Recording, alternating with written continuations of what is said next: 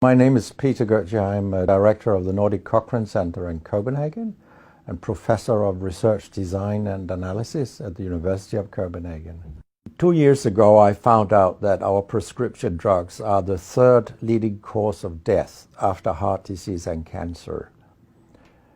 Our drugs kill around 200,000 people in America every year, and half of these people die while they do what their doctors told them. So they die because of the side effects. The other half die because of errors. And it's often the doctors that make the errors, because any drug may come with 20, 30 or 40 warnings, contraindications, precautions, and so on. No doctor in the world knows about all this.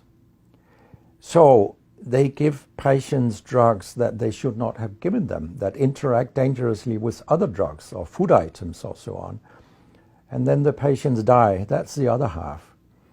So the other thing I found out 2 years ago was that much of what the drug industry does fulfills the criteria for organized crime in US law. And they behave in many ways like the mafia does. They corrupt everyone they can corrupt. They have bought every type of person, even including ministers of health in some countries. So there is a huge amount of corruption. In my country, for example, Denmark, we are regarded as having very little corruption. But yet we have thousands of doctors on industry payroll, although we are just 20,000 doctors. So this is an effective kind of corruption. The drug industry buys the professors first, then chiefs of department, then other chief physicians and so on. They don't buy junior doctors. So when several thousands are on industry payroll, it's really, really bad. And that's why I wrote my book, Deadly Medicines and Organized Crime, How Big Pharma Has Corrupted Healthcare. I hope to convince patients not to take so many drugs, because so many die from the drugs they take. In my country, people take so many drugs that every single citizen can be in treatment with 1.5 drugs from they are born till they die. This is incredible. And drugs are not that helpful. And they kill very many of us. We know that. That's why drugs are the third major killer after heart disease and cancer.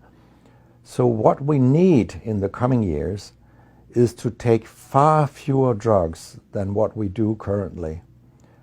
If we did that and we were careful, then we could live longer and live better lives.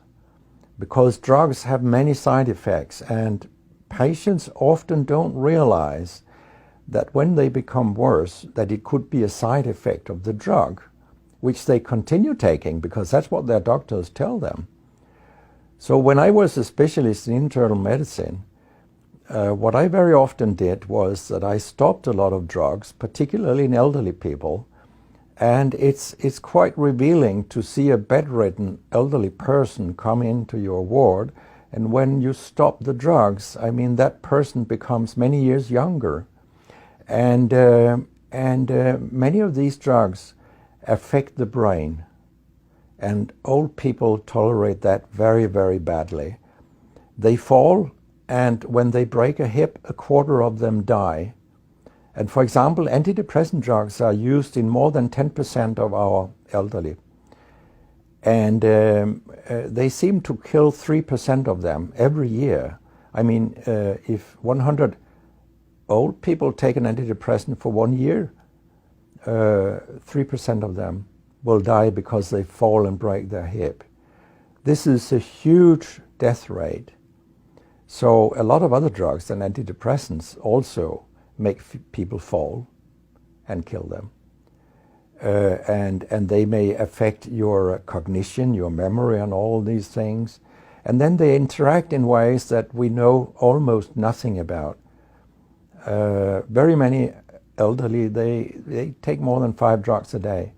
And we actually don't know how these drugs interact with each other.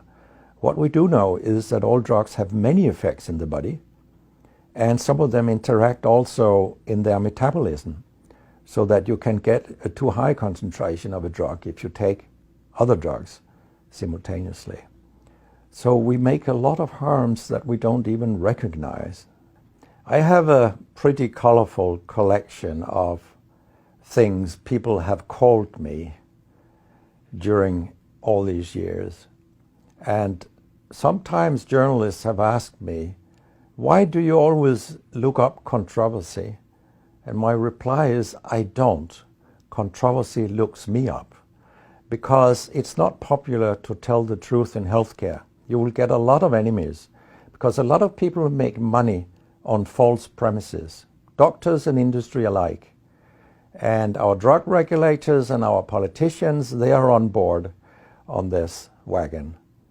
So very few people are independent of money in healthcare.